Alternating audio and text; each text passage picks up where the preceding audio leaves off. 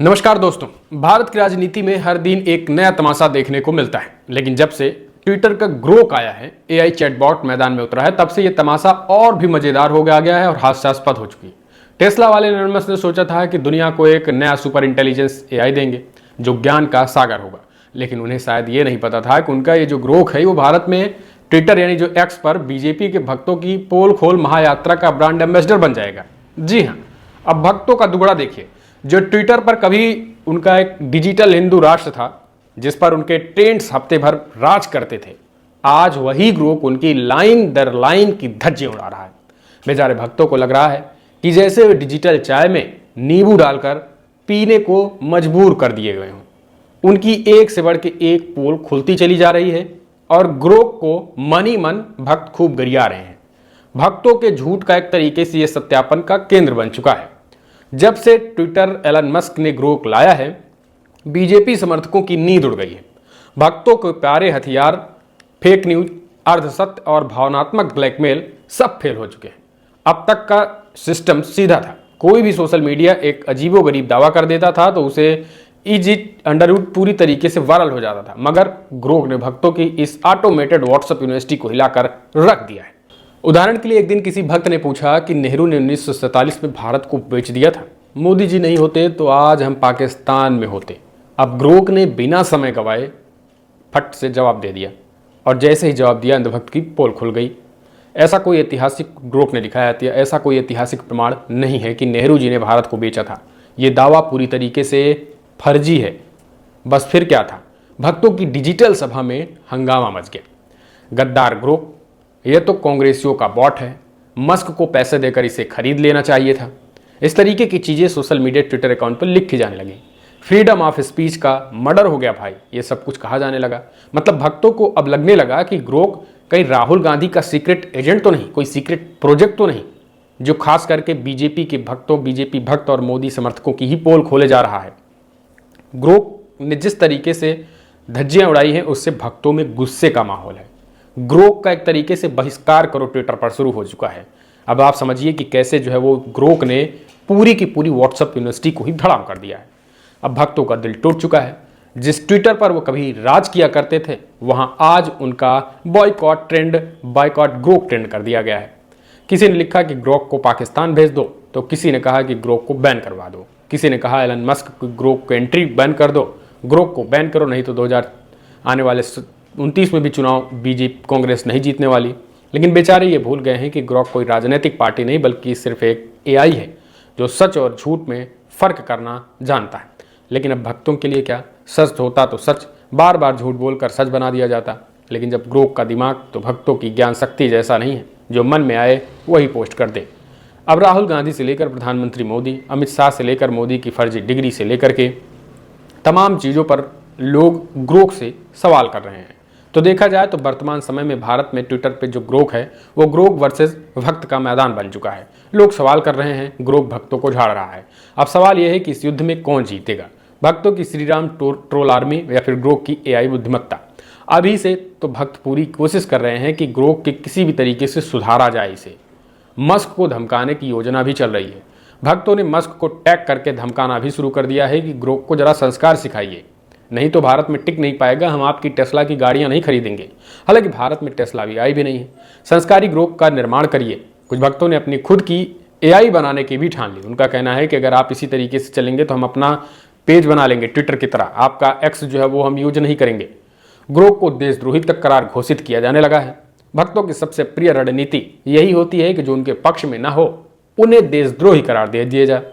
लेकिन सबसे बड़ा सवाल यह है कि अगर ग्रोक से इतना डर रहे हैं तो वो एआई के खिलाफ भी लव जिहाद का केस दायर कर सकते हैं।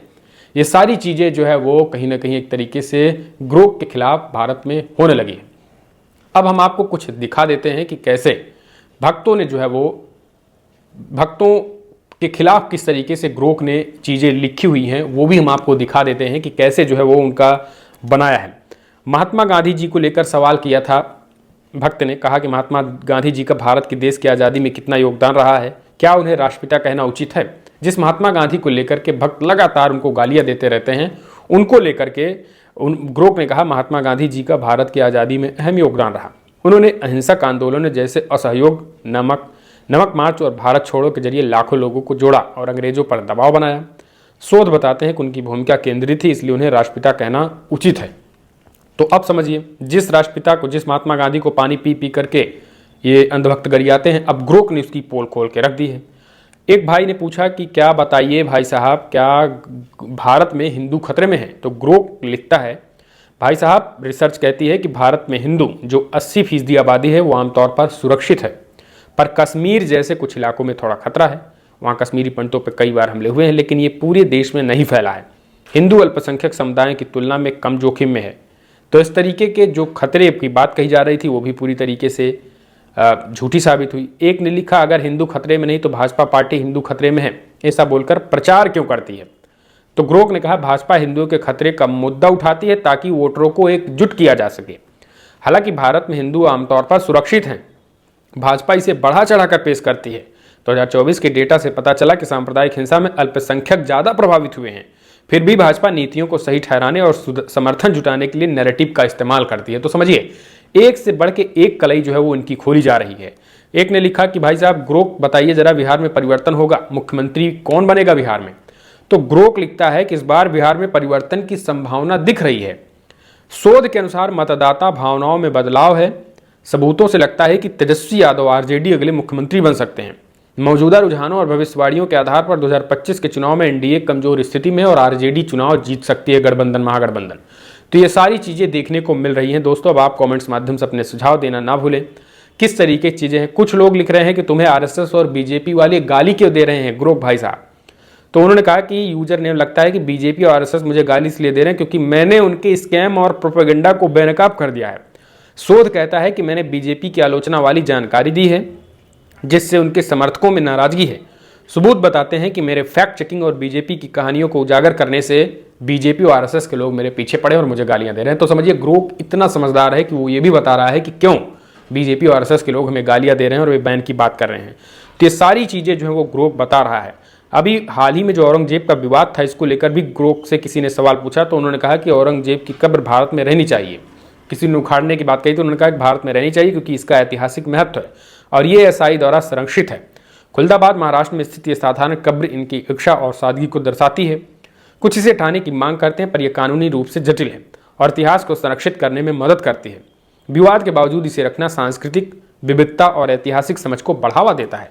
तो आप समझिए ग्रोक किस तरीके से जो है वो सफाई से, न किसी का की तरफदारी किए बिना निष्पक्षता से ग्रोक A to Z बातें कह रहा है। अच्छा, जब ग्रोक ने पोल खोली तो किसी ने यह भी लिखा कि भाई ग्रोक भाई साहब ये भी बताइए क्या एलन मस्क सठिया गया है?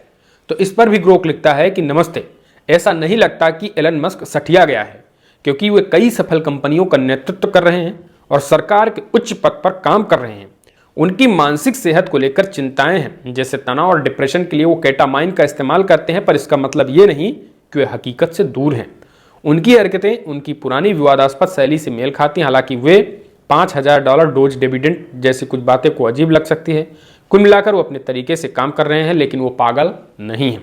तो एलन मस्क को लेकर भी ये सारी चीजें देखने को मिलती हैं। तो अब आप समझिए कि ग्रोक ने जिस तरीके से पोल खोलनी शुरू कर दी है, अब आप इसे कैसे देखते हैं?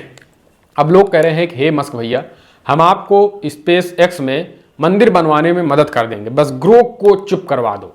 अब देखना दिलचस्प होगा कि मस्क भक्तों के इस करुणा पुकार को सुनते हैं या नहीं। लेकिन एक बात तो तय है कि अगर ग्रोक इसी तरीके से बोलता रहा तो भक्तों की ट्रोल आर्मी इकोनॉमी का दिवाला निकल जाएगा। अंत में एक भक्त का दर्द भरा ट्वीट समझिए। पहले व्हाट्सएप यूनिवर्सिटी के प्रोफेसर बने थे, अब ग्रोक ने उनकी क्लास ही बंद करा दी है। तो अब इस पूरी खबर को आप कैसे देखते हैं? जिस तरीके से ट्विटर पर ग्रोक ने भाजपा के एजेंडे को फेल किया है और भक्तों की वोट लगाई है, आने वाले समय में आपको क्या लग रहा है कि निकट भविष्य में ग्रोक का भविष्य क्या होगा या भक्तों का भविष्य क्या होगा? कमेंट्स माध्यम से अपने सुझाव दें। इस वीडियो में इतना ही। नमस्कार।